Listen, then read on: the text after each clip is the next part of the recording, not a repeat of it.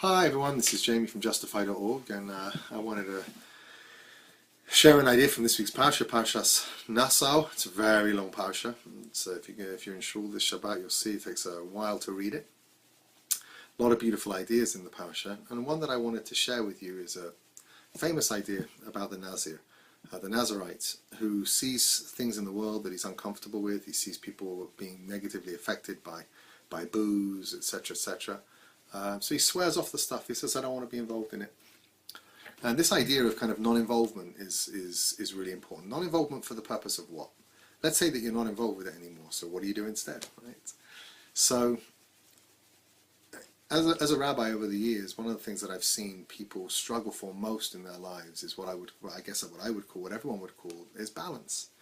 And balance meaning as follows: we've absolutely got to get, financial control over our lives to the best extent, that we can. It's a real struggle. I mean, finances are rough. You have a family, you have life, you have long-term goals and plans. Not simple stuff. And you've got to take it seriously, absolutely. But at the same time, we don't want to spend our entire lives preparing for a future with ourselves. And when we get there, we don't like who we're with, i.e., we become people that we're not comfortable with and we don't like. What's interesting about the Nazir is that he takes responsibility for himself in a way that is quite tough. I mean, most of us are quite good. If we're not fit enough, maybe we'll try and get a bit fitter. If we're a little bit overweight, maybe we'll try and lose a little bit of weight. But the Nazir attempts something kind of quite fundamental. He says, look, involvement in this whole area is bad for me. It's bad for people. I don't want to go down this route. I don't want to become someone that's negatively affected in this way. And I think that, for me at least, what I always take from this is it's important to, whilst we're taking responsibility in the ways that we need to for our families, for ourselves, etc., it's also really, really important to take responsibility to make sure that we're developing ourselves into the types of inner human beings that we're really proud of and that we respect and that we like. I was talking to someone this week, I mentioned about his father passed away, a while ago, and he was just filled with stories, how my father helped the state of Israel, how he helped the Mossad, how after the war in Europe, he was involved with this, he was involved in that. He helped spread Jewish values in his home country. He worked on interfaith relations, all kinds of things that he did. And it just became very clear to me that every element of success that this gentleman accomplished in his professional life, he leveraged to use for the general good. And that's because deep down inside, he had his own hierarchy of values really sorted out and clear. He knew what was most important, and he knew what he needed to do in order to accomplish it. I often feel that sometimes the means that we need to accomplish our ends take over from the ends themselves, and our lives can almost become about the wrong things, at least in terms of how we spend our time.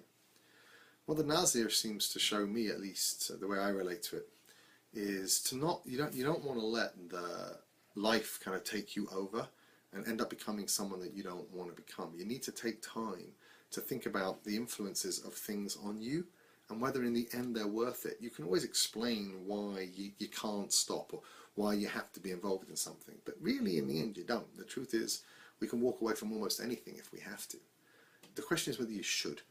The Nazir teaches us that you should. In situations where something's clearly bad for you, even if it's a little necessary, you have to be able to take a stand, and you have to be willing to say, no, I won't be involved in this. This is not good for me. In the positive, it means that a person should take time to figure out what is really good for them, what nurtures them, what builds them. For some people, it's a walk once a week, twice a week, to a quiet place, a beautiful place where they can be expansive and think. For other people, it's gratitude exercises, appreciating their wives, their husbands, their children, their boyfriends, their girlfriends, their lives, their jobs, appreciating, just being aware of the wonderfulness of being alive. For other people, it's working on particular parts of themselves, moving away from toxic relationships, whatever it might be. There's a tendency in the human being to just accept reality as concrete and iron, and it's a mistake. Potential is expressed by nurturing yourself, knowing yourself, and then expressing yourself out there in the world as an individual, not accepting the status quo in terms of who you are or what you need to be, but rather pushing to kind of more deeply understand yourself, moving away from the things that harm you, and embracing the things that build you. So that's a broad and general lesson of the Nazir, right? To move away from the things that harm you and embrace the things that nurture you and help you. So I recommend to everyone, as a friend, take a little time. Take a little time to really get to know yourself. Take a little time to examine the influences that are all around you, and don't feel that you have to have them in your life, because very often you don't. If you feel that they're bad for you, well, move away from them. And minimally gain from the self-knowledge that comes from taking time for yourself, thinking about yourself, coming to understand yourself, and begin to build lives that are even more a reflection of who we want to be, so that we, our families, our friends, and the world around us can benefit from the specialness that each individual brings to the world. So I wish you all Shabbat Shalom. This is Jamie Cowland from Justify.org.